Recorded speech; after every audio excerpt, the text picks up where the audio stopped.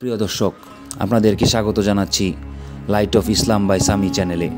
আজকে আমরা একটি রহস্যময় গল্প নিয়ে আলোচনা করব, যা ইসলামের সাথে ওতপ্রোতভাবে জড়িত আছে।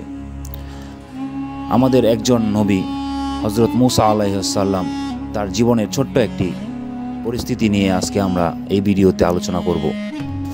ভিডিওর শুরুতে আপনাদেরকে বলে দিই, যদি আমাদের এই প্রচেষ্টাটুকু আপনাদের পছন্দ হয়, সেক্ষেত্রে আমাদের এই ভিডিওতে একটি লাইক দিয়ে চ্যানেলটিকে সাবস্ক্রাইব করে দিবেন।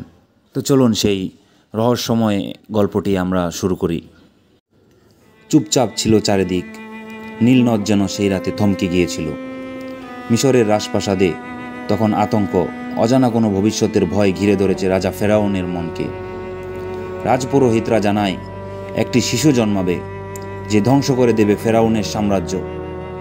এই ভবিষ্যৎবাণী যেন আগুন ছড়িয়ে দেয় চারিদিকে।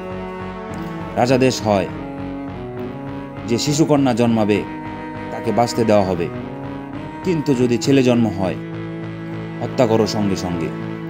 সেই দিন থেকে রক্তে রঞ্জিত হয় মিশরের মাটি। কিন্তু ঠিক তখনই এক মায়ের বুক কেঁপে ওঠে। মুসা, হ্যাঁ, তারই কোলে জন্ম নেয় সেই রহস্যময় শিশু। কিন্তু সে জানে, যদি মিশরের সৈন্যরা জানতে পারে তাহলে তার সন্তান বাঁচবে না।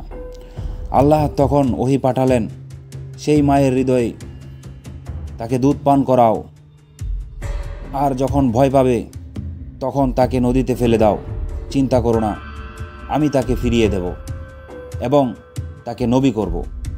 কাঁদতে কাঁদতে সেই মা ছোট্ট মুসাকে একটি ঝুড়িতে রেখে ভাসিয়ে দিলেন নীলনদে।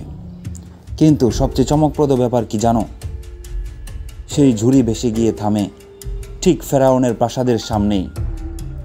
ফেরাউনের স্ত্রী আসিয়া সেই শিশুকে তুলে নেন কোলে, মুগ্ধ হয়ে বলেন, এ আমার সন্তানের মতো, চলো আমরা একে গ্রহণ করি। আর ফেরাউন, সে জানে না এই শিশুটিই একদিন হবে তার পতনের কারণ। কে ভাবতে পেরেছিল এক নদীতে ভেসে যাওয়া শিশুই একদিন হবে মহান নবী, যে রুখে দাঁড়াবে এক জালেম সম্রাটের বিরুদ্ধে, আর সমুদ্রকে দুই ভাগ করে মুক্তি দেবে এক নির্যাতিত জাতিকে। এই কি কেবল কাকতালীয়, নাকি এর পেছনে লুকিয়ে আছে এক অলৌকিক পরিকল্পনা? প্রিয় দর্শক, আজকের ভিডিওটি এই পর্যন্তই। সবাই ভালো থাকবেন।